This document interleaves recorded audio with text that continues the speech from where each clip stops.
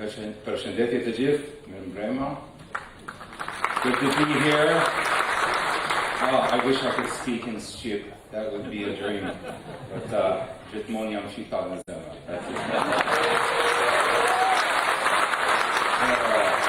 This very well might be my last speech after 4 years of being here. I hope not. But if it is the honor of my professional career to direct an office at the American Embassy in Kosovo, where we have had some incredible impacts from energy security, private sector competitiveness, and now workforce development. And I am truly inspired and reminded so after events like this how much of a treasure the people of this country really are. And I love hearing stories about diaspora who come back and bring a world of expertise and knowledge to the country. So I'll start my speech now. Madam President, distinguished guests, members of the diplomatic corps, the private sector, and diaspora, ladies and gentlemen, it really is a great honor to be here. The Kosovo diaspora have played a vital role in economic growth in their homelands. Their remittances alone are a crucial source of income for many families, helping to eliminate poverty and drive growth. But we saw from the pandemic that that certainly is not sustainable. Through hard work and entrepreneurial spirits, financial investments, the diaspora have made incredible contributions across so many sectors.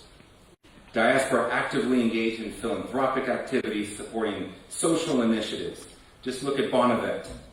And support educational programs. Have you heard of Polka? Have you heard of Teach for Kosovo? These are huge impacts that young people are investing their lives in to help develop youth and skills training for the future of the economy. The ICT sector, thriving. Many are taking on the challenges of workforce development training themselves.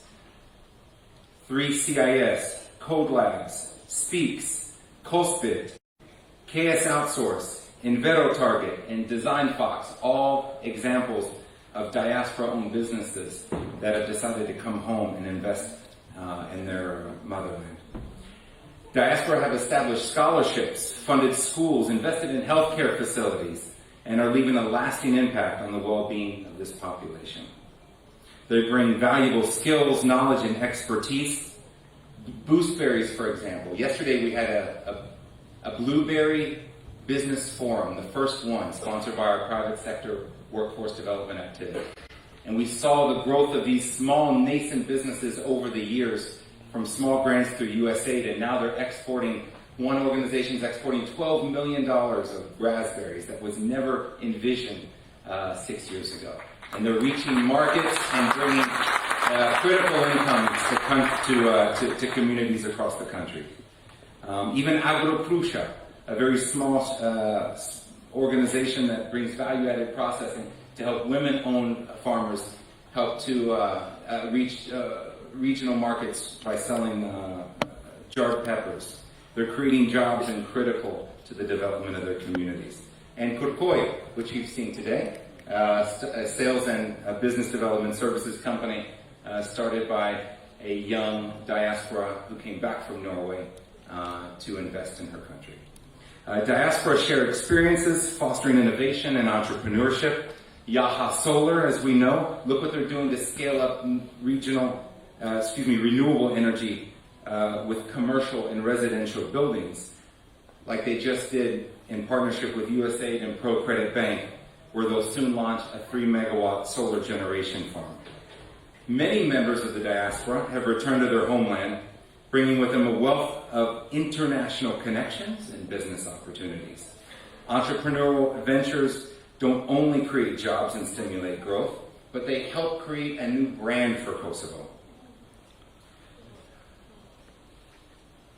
In October of 2019, shortly after I arrived, I met a Dutch investor who left the airport to come to a conference that we were sponsoring. And he asked for a bulletproof vehicle. And I said, okay, this is really the time for Kosovo's rebranding to emerge. And that's when I dedicated my portfolio and my time to making sure that the message of the innovation and enthusiasm of young people coming out of this country is what makes the headlines. And that's what we're doing. Celaborate, an American-owned diaspora company, is bringing outstanding innovation in cutting-edge technology to delivering virtual healthcare powered by artificial intelligence. They're in 12,000 hospital beds, 55 hospital systems, and 120 hospitals themselves in America. They're pioneering radical new technology to save lives and lower costs, and that's happening right here in Kosovo. USAID recognizes the critical role of diaspora in these development challenges, and that's why we're deliberately engaging.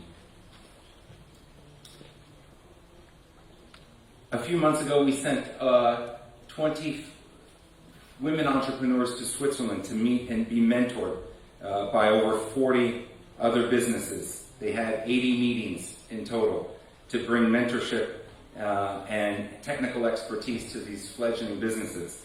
And I'm really proud of the leadership and proactiveness of Fjalimi, who helped organize that, for being active and working very hard to engage diaspora communities abroad and match them with export opportunities here from Kosovo.